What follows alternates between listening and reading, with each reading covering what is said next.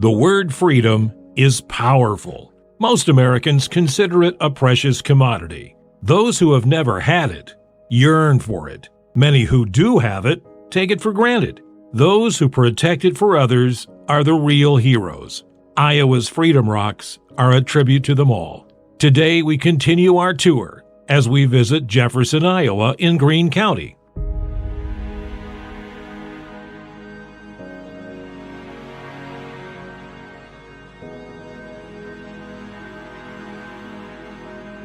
I was expecting to find a giant boulder somewhere around the town square.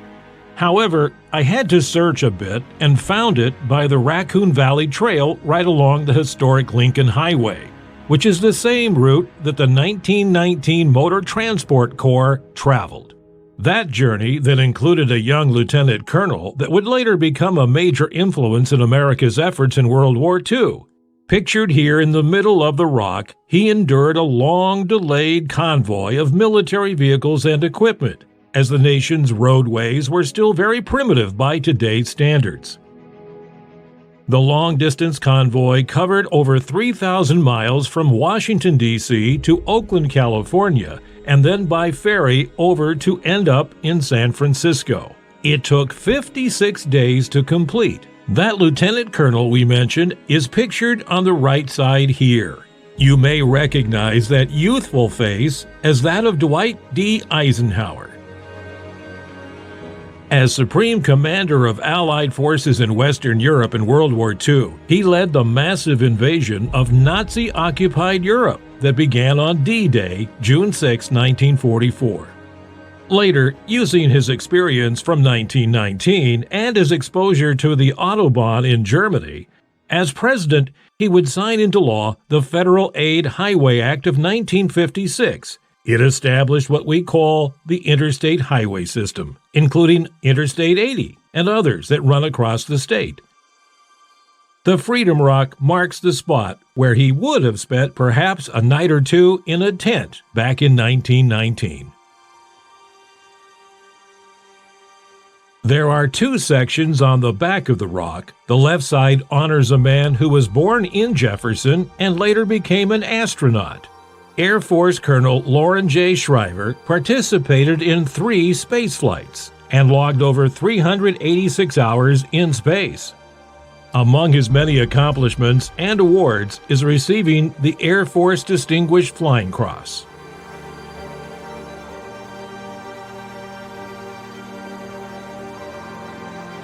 On the bottom right is Greene County native Tech Sergeant Bob Carmen, who joined the National Guard in the early 30s and was sent to war in 1942 in the European theater with the 34th Infantry Division.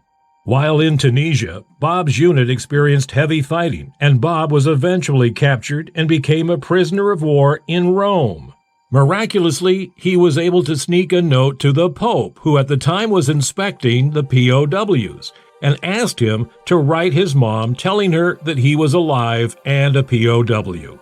As it turned out, Bob survived 27 months as a POW and at least 1 death march while suffering from dysentery. Later, like many returning veterans, he didn't talk much about his experiences.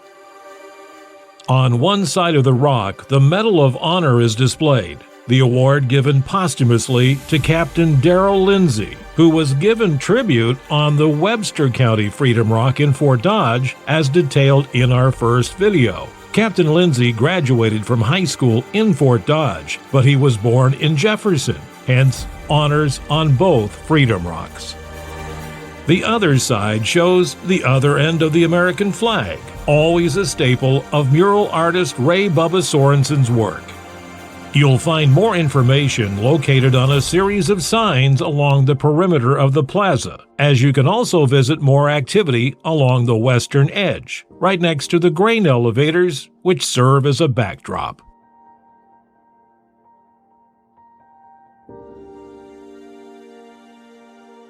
We traveled to nearby Carroll County and found the Freedom Rock there, just outside the small town of Manning. It's nestled in some trees within a park that includes some campsites. Approaching it, the south side of the rock acknowledges the importance of the civilian population, including police officers, medical professionals, firefighters, and also the farmers, all essential to our way of life. The west side honors all branches of the military. The east side once again has the flag and an eagle. The north side depicts a train trestle that still operates in Manning. The Milwaukee trestle was so important during World War II that officials felt guards were necessary and were posted there to protect this vital supply route from attacks. You'll also find an information board here that provides more details on the Carroll County Freedom Rock. Thanks for watching, and of course, we'll continue our tour of the 95, soon to be 99 Freedom Rocks, one for every county in the state of Iowa.